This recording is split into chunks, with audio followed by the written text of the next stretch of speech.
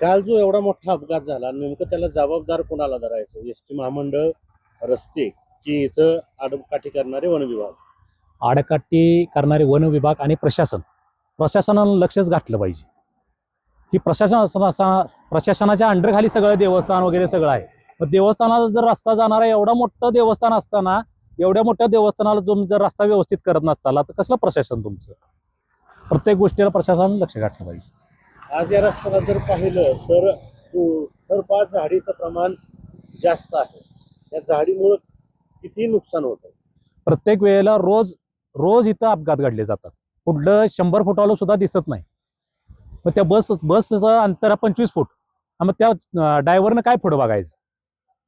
जे रस्त्याच्या कडेला जी झाडे लावलेली आहेत ते झाडांची संख्या म्हणजे झाडं भरपूर प्रमाणात वाढलेली आहेत. ते रस्त्यावर कितपर्यंत आलेले आहेत? बॅरिकेडच्या अलीकडे 5 ते 10 फूट झाडं आलेले आहेत. ते झाडं तोडून घेतलेले पाहिजे. त्याच्या पाठीमागं 5-10 फूट झाडं पाहिजे ते पुढं आले. काल जो अपघात या टर्न झाला अशा पद्धतीच्या आणखी किती स्पॉट या पूर्ण घाटात आहेत? पूर्ण रेणावे ते रेवणगाव 5 ते 6 टर्न आहेत मोठे आणि ते शासनानं पाहिलेच पाहिजे आणि पूर्ण झाडी तोडली पाहिजे. परिस्थिती यासारखी सेम आहे की वेगळी आहे? नाही, ह्यासारखेच सगळे पूर्ण परिस्थिती एकसारखीच आहे. विटा ते देवघाट पर्यंत 2 मोठे घाट लागतात. दोन्ही घाटाची परिस्थिती काय आहे? दोन्ही घाटापेक्षा हे टर्न मोठे आहेत. रेणावे घाट आणि रेवणगाव घाट हे सगळ्यात मोठे घाट आहे. नेमका हा रस्ता शासनाच्या लाल फितीत अडकलाय म्हणजे वन विभागाच्या अखत्यारीत रस्ता येतो. याच्यामुळे काय अडचणी निर्माण झाल्या?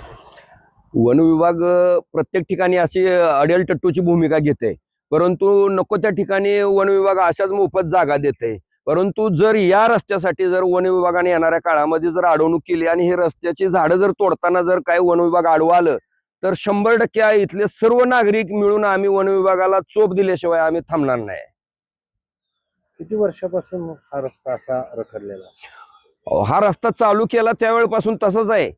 रस्ता सुरुवातीपासून असाच आहे. मध्ये आंदोलनं झाली त्यानंतर मग हे डांबरीकरण केलं, परंतु रस्त्याची जी झाडं साईडची आहेत ती तशीच राहिली आणि अजिबात जे वळण आहे कमीत कमी ते तरी मोठं व्हावं, कारण पुढचं वाहन दिसतच नाही, येणारं समोरून वाहन दिसतच नाही अजिबात. देवघाट पर्यंत 2 घाट आहेत. 2 घाट बरोबर आणि भरपूर वळण आहेत. प्रत्येक वळणावर हीच परिस्थिती आहे का?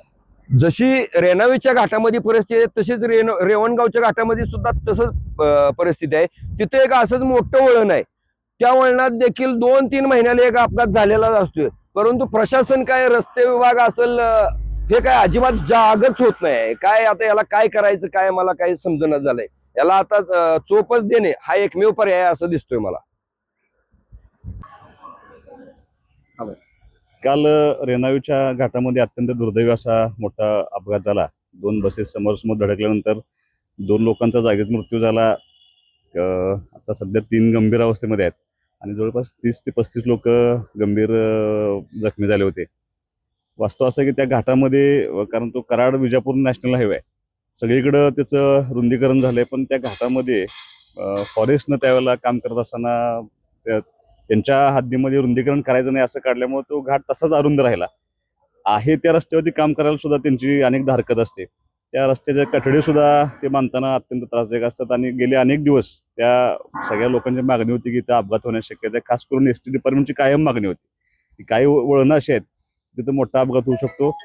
अनेक दिवस प्रयत्न करतोय पण त्याच्यामध्ये काय यश आलं नव्हतं. पण 1 आठवड्यापूर्वी गडकरी साहेबांची भेट घेतली होती आणि गडकरी साहेबांनी ह्या कराड विजापूर रस्त्यावरच्या कराड, रेणावी, रेवणगाव आणि नागज या 4ही घाटामध्ये रुंदीकरण करण्यासाठी तिने त्या पैशाची तरतूद केली आहे. त्या काही दिवसामध्ये त्याची टेंडर होईल आणि काम सुरू होईल. पण दुर्दैवानं थोडंसं वन विभागाने याच्याकडे सहानुभूतीपूर्वक बघायला पाहिजे होतं. आज वेळ आली नसती.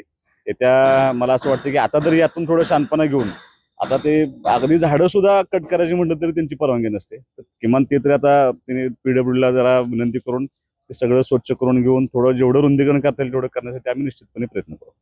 येताना काय मदत झाली? तर मी काल मंत्री मोदयांशी संपर्क होऊ शकला नाही, पण आता त्यांचे संपर्क साधतोय आणि ज्या हॉस्पिटलमध्ये कारण ऍडमिट करत असताना म्हणजे काल अनेक ज्ञात अज्ञात लोकांनी मदत केली. म्हणजे अशी मदत, तो अपघात असा गंभीर होता, एवढ्या लोकांना त्यातून बाहेर काढणं, शिफ्ट करणं खूप लोकांनी मदत केली. त्याच्यामध्ये ते बायफर्गेशन करताना जे किरकोळ जखमी आहेत ते आदेशला पाठवले होते. जे जास्त इंजुर्ड आहेत किंवा त्यांना खूप मोठ्या ट्रीटमेंटची आवश्यकता ते प्रायव्हेट हॉस्पिटलला पाठवले होते. सगळ्या प्रायव्हेट हॉस्पिटलला आम्ही विनंती केली की त्याचं जे बिल असेल ते महामंडळ पे करेल, तुम्ही त्याची ट्रीटमेंट चालू ठेवावी. मी आता मंत्री मोदींशी बोलून मृत्यू पावलेल्या लोकांच्या कुटुंबांना काय आधार द्यायचा आणि ह्या सगळ्या जखमींचा खर्च महामंडळानं करावा अशी आपण त्यांना विनंती करतो. स्वतः पद्धत आहे. लोकशाही मराठी ऐका, पहा, जागरूक रहा.